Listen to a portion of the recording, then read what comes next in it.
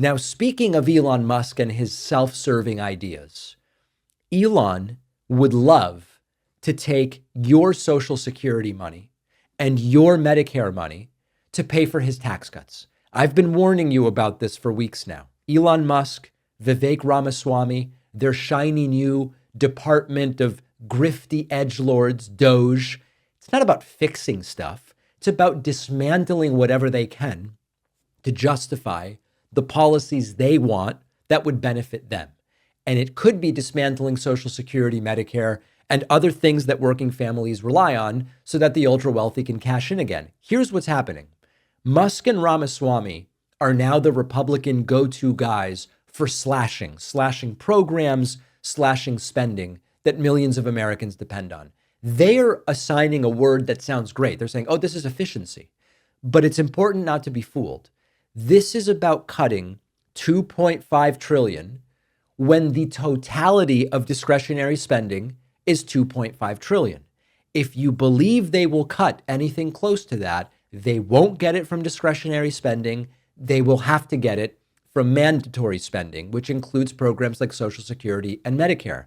And the reason they would want to do that is to pay for tax cuts for billionaires and for giant corporations. It's just very simple arithmetic.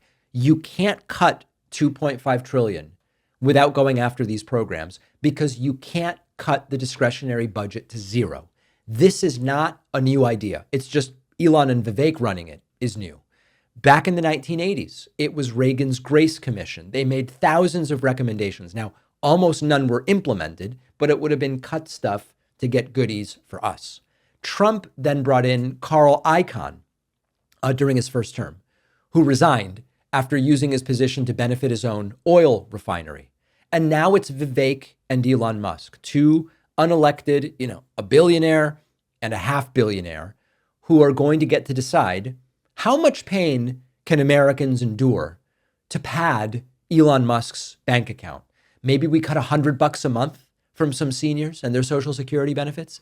And don't forget that Musk, who's the guy that rails against the inefficiency of government, has personally benefited from billions in government subsidies for his various businesses. So their so-called efficiency plans are a cover, a mask, if you will, for slashing Social Security benefits, raising the retirement age, cutting down the cost of living adjustments, and meanwhile, massive tax breaks for Elon and his buddies paid for by teachers over here and nurses over there, maybe a firefighter or two. That's what this is about. If Doge really cared about government efficiency, they'd start by rolling back Trump's tax cuts for the rich or fully funding the IRS to track down and crack down on the billionaire tax cheats. But that's not the point. They don't want to do that. That might be bad for them. What they want to do is starve essential programs while handing even more money to the ultra wealthy. Now, here's the good news, if there is any. Americans are seeing right through it. We've looked at polling for Doge. It's underwater already. They haven't even started. They're not even in office yet. It's already underwater. People seem to know we could have the best schools, hospitals, and infrastructure in the world if we actually funded them properly. 4 in 5 Americans support raising taxes on the rich. But instead of listening, Republicans are just doubling down on their pre-existing strategy. What can we take from working families? What can we give to the rich and big corporations? It's not about efficiency. Efficiency is the word they came up with that sounds not so bad. This is about Elon Musk and Vivek Ramaswamy using influence to destroy programs that millions rely on. And when it blows up, and it will, they're going to walk away. They will cash their checks and somebody else is going to have to clean up the mess. I told you that this was coming.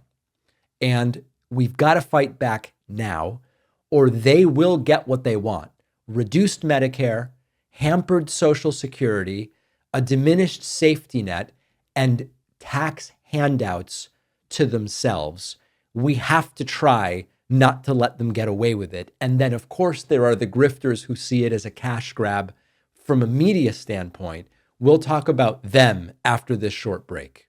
Winter is the perfect time to cozy up at home with some freshly baked treats like flaky pastries, hearty breads, comforting pastas, and you can do it without any effort. Our sponsor, Wild Grain, is the first bake from frozen subscription box for artisanal breads, pastries, and pastas. Wild Grain simply takes the hassle out of baking. Everything bakes from frozen in 25 minutes or less. No mess or cleanup. Your family will be amazed, thinking you've become a master bread baker all of a sudden. My favorite is the croissants. You throw them in the oven, 25 minutes. Wow.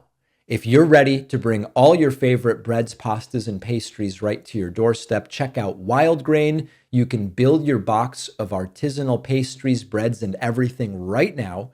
And for a limited time, Wild Grain will give my audience $30 off your first box plus free croissants in every box when you go to wildgrain.com/Pacman to start your subscription. Free croissants in every box and $30 off your first box. The link is in the description.